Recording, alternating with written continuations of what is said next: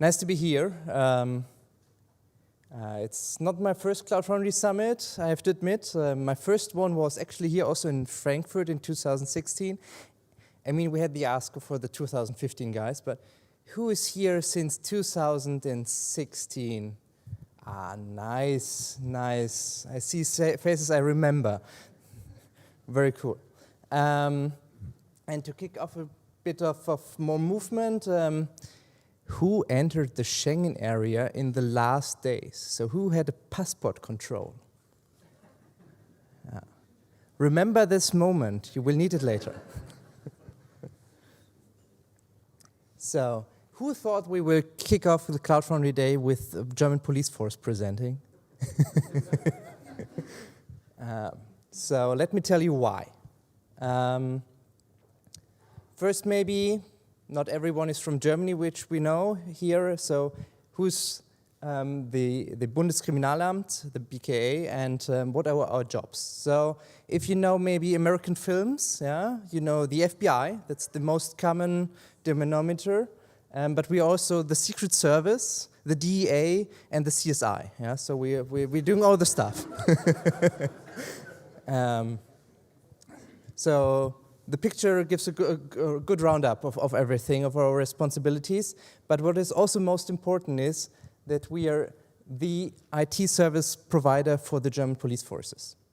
So we are a big IT shop, actually, because if you think about police work, yeah, you have the obvious things like you need a laptop, you need to write emails, but you also have a lot of IT stuff which no one is actually programming because there's no need for.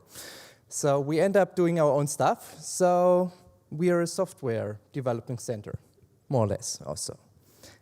We also do crime fighting as a service for the state polices. So if they have some capability not, we step in and do that. And we also the digital entry point for information for the German police force. So for example, you have the police in another country in Europe searching someone and they know he's coming to Germany.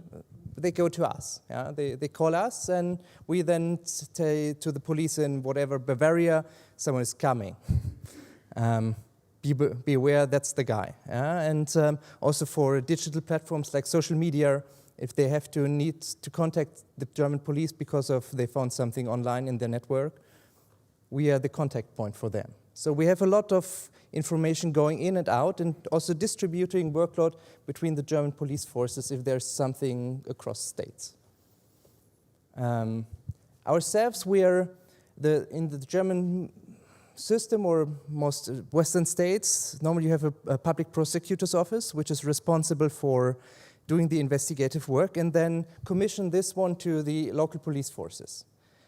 So we are, as the federal police force, are not normally directly in that one. But in specific cases of international serious crimes like drug trafficking, yeah, we are directly involved. So this is networks we are directly investigating. Also things like preventing of international extremism or terrorism on German soil. So this is our direct capacity where we direct interact and are getting into action, as well as what I said with the Secret Service, the security of the government officials, so the bodyguards, that's us. And like I said, we're for coordinating the police authorities, running national databases on biometric data or flight databases, and assisting in investigative searches and operations there. And, as I said, we need to develop new technologies for the police work, doing ground research there. Yeah? So we have also, we are in the job of educating new police officers, making there the improvement of the law enforcement overall. And we're responsible for international cooperation, like with Europol, with Interpol, and being there the National Central Bureau as a contact point. And now coming back to your idea of I fly to Germany or to Europe, yeah, we have the Schengen area in Europe. So we have this across You can travel across the countries without a new border control because we're working closely together. So if someone is entering the Schengen area, at the first state you're entering, you have a passport control. We need to exchange information who is a problem to enter the countries. So there's an exchange system, the Schengen information system, which is exchanging the information who is entering, who's not. So these border controls need to see, is there a warrant in France for him? Yeah? And this needs to run via our IT systems. And these IT systems, they cannot stop working. Yeah? If they stop working, you think about how many people come in and out at Frankfurt International Airport every day from an international flight. Can you imagine people can't enter? The lines you're getting? The problems you're getting? Or if you have criminal investigation work, you cannot look up who you're searching, who has a warrant, who's allowed to wear a gun or whatever. Yeah? So those things need to work independently of everything. And this brings us to the question of the day: why are we here? Why are we using Cloud Foundry? Because it's a cool system, yeah? It simply works. So, going back, who would have thought that we're here? We're running Cloud Foundry since 2018. So we're a long-term member of the Cloud Foundry community without everyone knowing, because we're not that vocal about it, which we want to change today. And so back in those days, we were writing the years 2017, we had a realization. There's digitalization in the world, and crime is changing with it. We have the problems that we have a lot of international crimes, which is better connected, uses encrypted communication, increases data volume generated all over, and is more complexly structured. And nowadays even we have AI on top, which creates help for phishing and whatever in such easy ways. So to tackle this, we needed to get better. As we're all struggling to address the problem of getting enough talent in, we could not simply put more and more IT people in our infrastructure, in our teams, to tackle this. So we needed to think about how we generally get more efficient with developer efficiency and operational costs. So we can do with the same amount of people more, because that was the struggle we had. So back in those days, we decided, okay, if I have a bunch of developers and they need to be more efficient, I need to come up with a platform. I need a cloud, actually, which can run in our data centers, because public cloud, it was not an option. I mean, if you have things like data that is full of malware, no one wants to host that, but we have to. Because it's evidence, yeah? Or you have the problem of very sensitive data that you cannot give to the third party. Yeah? You have to host that somewhere. And people need to interact with this in their IT systems. So you end up with building your own cloud. And that is the police service platform we built up back in those days. And with Cloud Foundry as a very central part in it. Because we realized back then, we are a software developing shop. Yeah? We are a bunch of developers that need to run more software more efficiently, develop more. We are not a shop that simply runs infrastructure, yeah? Where something like Kubernetes would be cool. I mean, we have that too, yeah? But it's not enough for us. Yeah? Simply running infrastructure was not enough. We needed to buckle down on making the developer experience better. And that is Cloud Foundry, that we realized back in those days already. Yeah? You simply want to push your app to the cloud, make the fast turnarounds in your software development cycles, and get better. And that we did not only for us, but also for the other police forces. So what we ended up is realizing Cloud Foundry is good for the ease of use of the developers. It speeds up our assumption evaluation. We have faster time to market, even that it sounds a bit weird with police. And we have a reduction of efforts in the development teams. Yeah. Then it's also a reduction of operational costs. Yeah? Our Cloud Foundry team is the smallest IT team we have, the one that runs the platform actually, yeah? Because the platform is so good that you don't need huge amounts of people to run a scalable platform. And that scalability is important for us because, I mean, if you go to retail services, you have people that have Christmas shopping in their mind. Yeah, you have an online shop, you have Christmas shopping, Christmas business. We have Christmas business in the night, at the weekend, where you're not, and you don't know it beforehand maybe, so it just happens. So it simply needs to work. Yeah? No one can predict when it happens, and it needs to be simply stable and work. And that we have with Cloud Foundry. Yeah? That makes us nice for us. And important is for us also security. Yeah? And the benefit of Cloud Foundry, it's open source. So I actually see what I'm running. That is important for us. It's not some closed source thing where I need to think what is going on there. I actually know because I can look into the code. And the handling of security issues by the community is great. Yeah? If you look at other communities or other products, we are way ahead here in the community with tackling these easy-ons. We had some downtimes with some C of Linux 2 to 3 times, if I remember back good. But elsewhere, it's very, very good. And we have pre-tested standards in the cloud that are improve the security. So we already know because we have build packs. And the build packs are constructed in a specific way that the apps that are run in the build packs are actually in a good shape. Not like, I have a development team here and he needs to know how to to configure properly a Tomcat server so it's safe. Yeah? I don't need to do that because I have already a pretty good standard in the build pack. So I know he's not going below that one without doing it actively. And Cloud Foundry runs in air-gapped environments because we don't always have in all environments running internet access. And it's important that we can bring up our stuff there too.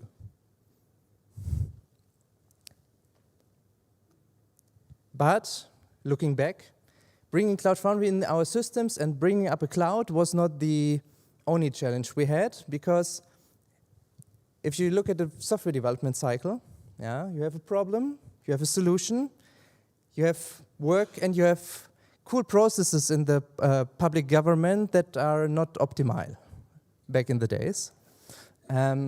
So when we introduced Cloud Foundry and the cloud, we ended up there. So we managed a lot. Yeah. The blue parts are a little bit smaller because the actual technical work was then faster. We also needed to address our processes. Yeah? So we changed the way we were developing and working on software projects in a more agile way, and now we're here. Wouldn't have been possible without the cloud, but only the cloud simply was also not the solution. So it was a full package. We needed to adopt a different mindset in our working balance.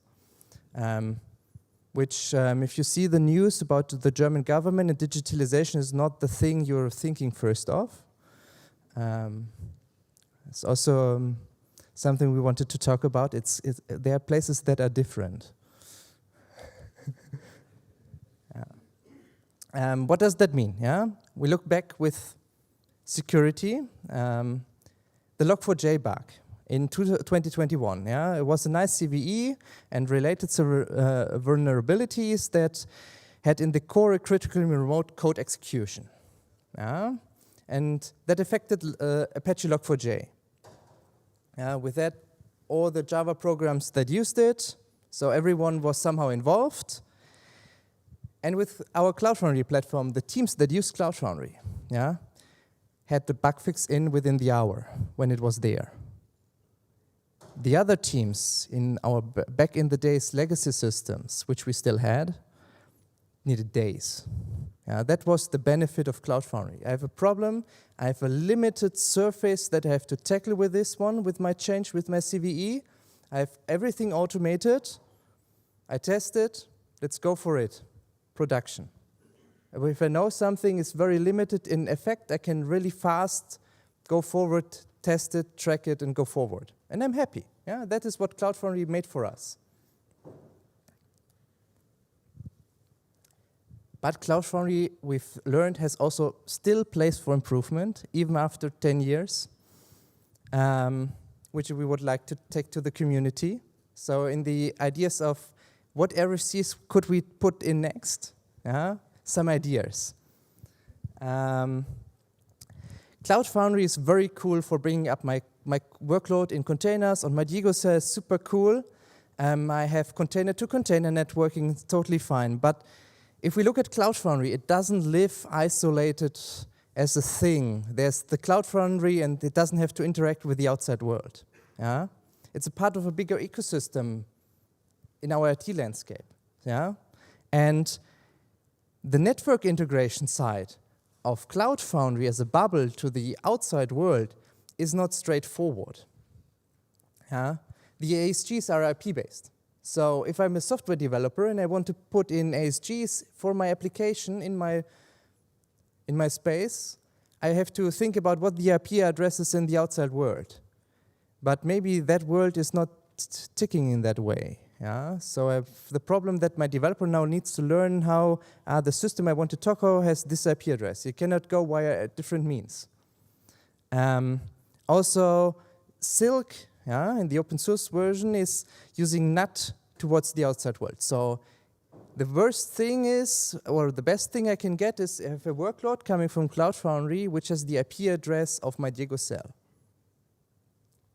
But I have other workloads there too on the same Diego cell. So who is coming there as a communication towards me?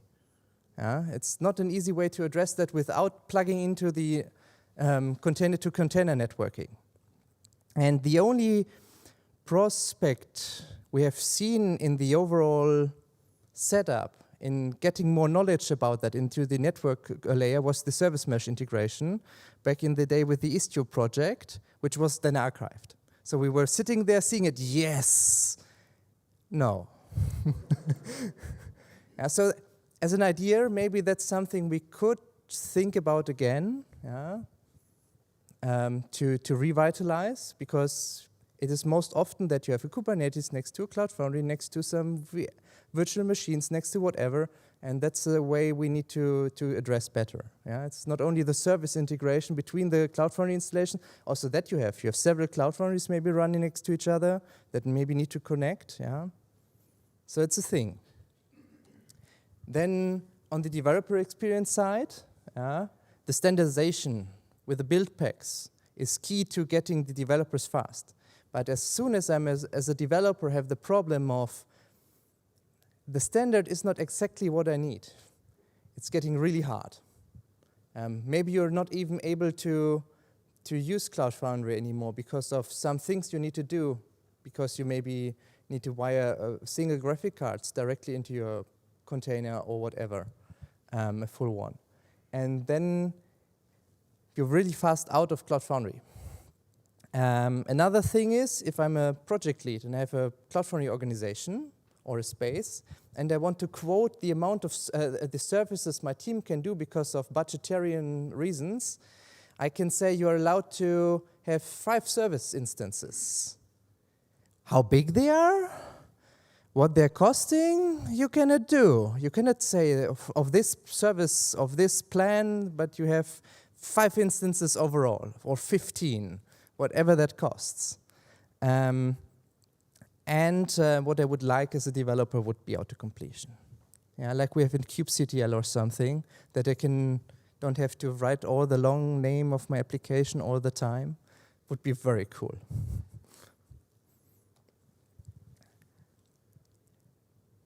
Then with the platform operations, I'm still going on, I know.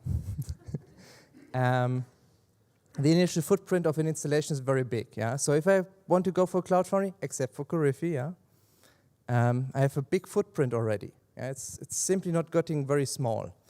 And if I want to address additional roles, our role set with the org manager, with the space developer is always there. It was good. It was always good. But sometimes in a big organization like us, you need different roles additionally, and then you have either global roles as an option or nothing.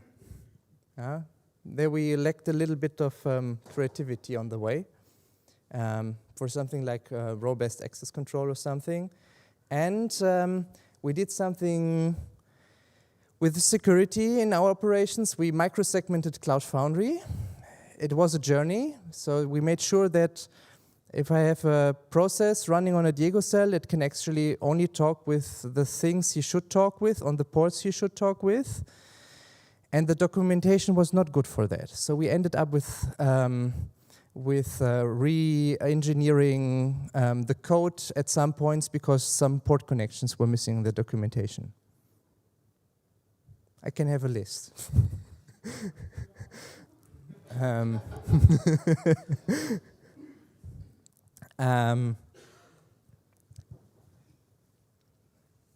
And last but not least, we're all here. It's nice to see a bigger crowd again, but I mean, we're 200 people in this room. I know many people here.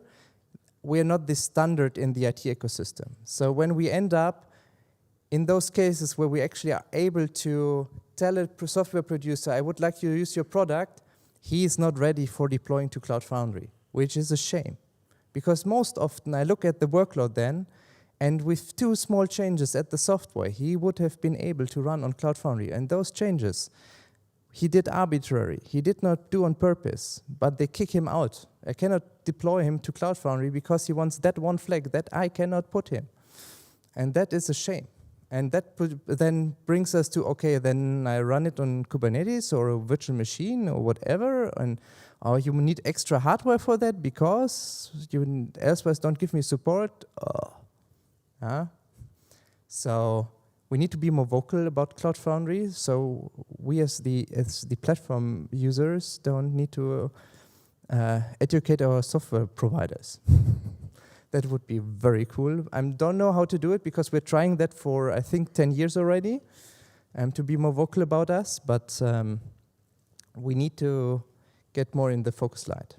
And the last thing I have is, if you have products for container security that scan the containers, there's not much of options if you run in air-gapped environments and for Cloud Foundry. So we need to address this more with those producers and the community there. And last but not least, an old tradition of Cloud Foundry talks on summits, which we had back in before the Cloud Foundry days, before Corona, was that we always said, we have also working places, and everyone laughed because everyone had a job already. But I wanted to announce that next year we have a lot of open positions coming. So, thank you.